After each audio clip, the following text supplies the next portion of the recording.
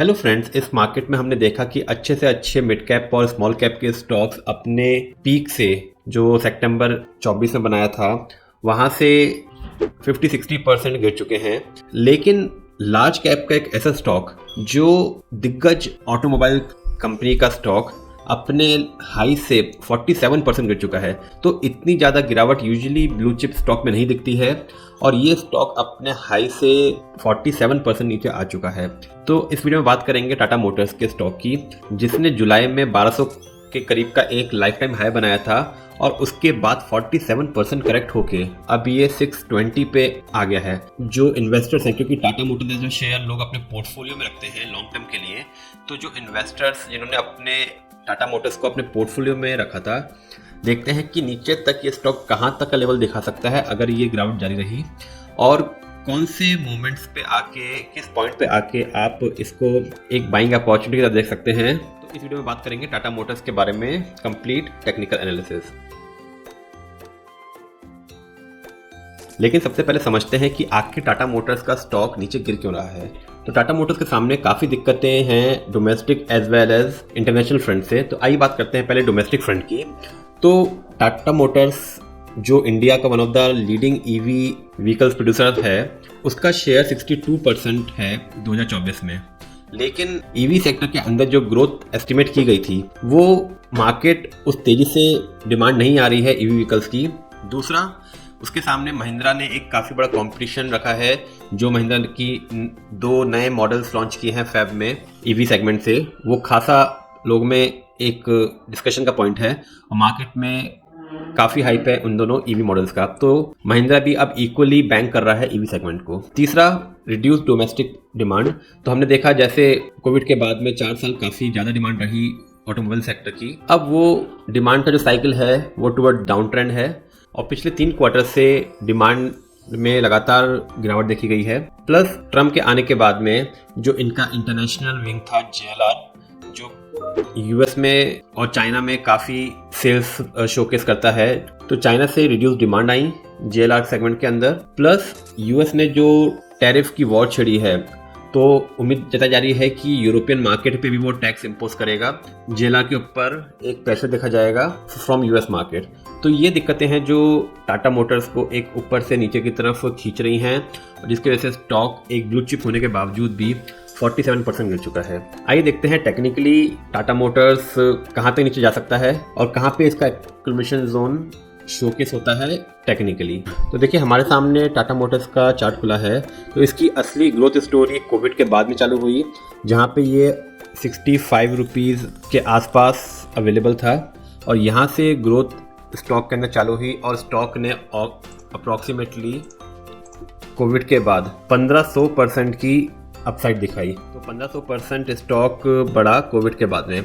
अब उसके बाद स्टॉक में देखें, इसने हाई बनाया जुलाई में अराउंड 1178 का। तो 1178 का एक हाई बनाया जुलाई में इस पॉइंट पे, और उसके बाद से लगातार स्टॉक गिर रहा है और अब तक 47% गिर चुका है। तो अब इन्वेस्टर्स के लिए क्या लेवल है जहाँ पे इन्वेस्टर्स या तो एग्जिट करें या फिर इसको और होल्ड करें, किस लेवल तक नीचे और गिर सकता है, आइए देखते हैं।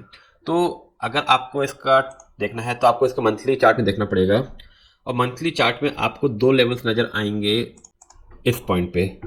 तो ये लेवल्स बहुत इंपॉर्टेंट हैं टाटा मोटर्स के लिए। जो एक है जैन 15 में ये वाला पॉइंट, दूसरा पॉइंट है सितंबर 21 में ये वाला पॉइंट। तो इन दोनों पॉइंट्स पे स्टॉक ने एक 601 रुपये का एक हाई बनाया था, जहाँ के बाद जब इस पॉइंट पे ब्रेकआउट हुआ था 2023 के बाद में, तो स्टॉक के अंदर एक शार्प रैली आई थी और अब स्टॉक फिर से, क्योंकि ये यहाँ पे इसका रेजिस्टेंस था, मल्टीपल ईयर रेजिस्टेंस था, और जब इसको ब्रेक किया तो ये लेवल इसका एक सपोर्ट लेवल बन गया। अब करंटली स्टॉक 620 रुपये पे आ गया है और यहाँ से मात्र 19 रुपये नीचे 601 रुपये एक साइकोलॉजिकल सपोर्ट है और ये बहुत ही बड़ा सपोर्ट लेवल होएगा, क्योंकि 2015 में आज 10 ईयर्स का सपोर्ट पे आ रहा है। अगर ये लेवल ब्रेक होता है तो नीचे आप अब 601 को आप थोड़ा बफर लेके, क्योंकि एग्जैक्ट लेवल नहीं होता है, तो आप 575 तक एक लेवल नीचे देख सकते हैं, जहाँ तक स्टॉक सपोर्ट लेने की कोशिश करेगा, क्योंकि एग्जैक्ट 600 लेवल से कभी भी स्टॉक सपोर्ट अपने सपोर्ट लेवल पे एग्जैक्टली रिबाउंड नहीं करता है, वो उसको थोड़ा नीचे ब्रेक करता है ताकि स्टॉप लॉस ट्रिगर कर सकें लोगों के और पैनिक क्रिएट कर सकें। 601 रुपये एक बहुत ही स्ट्रॉन्ग मल्टी ईयर सपोर्ट मिलने वाला है इसको, और 601 के नीचे आप बफर मान के चलें 575 रुपीज़। तो इस लेवल के बीच में स्टॉक अगर जाता है तो यहाँ से रिबाउंड कर या फिर एक कंसोलिडेशन की जोन में जाएगा मोस्ट प्रोबेबली।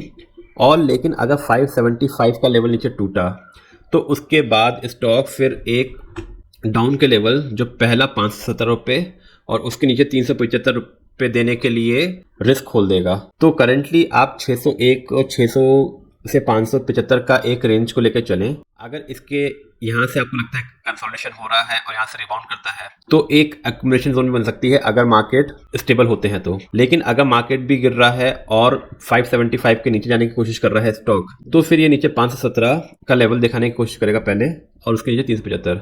तो होप एज अ इन्वेस्टर अगर आपके पोर्टफोलियो में स्टॉक है तो आप इन लेवल तक आप पोटेंशियली होल्ड कर सकते हैं और वहाँ से एक उम्मीद कर सकते हैं कि स्टॉक फिर से रिबाउंड करेगा।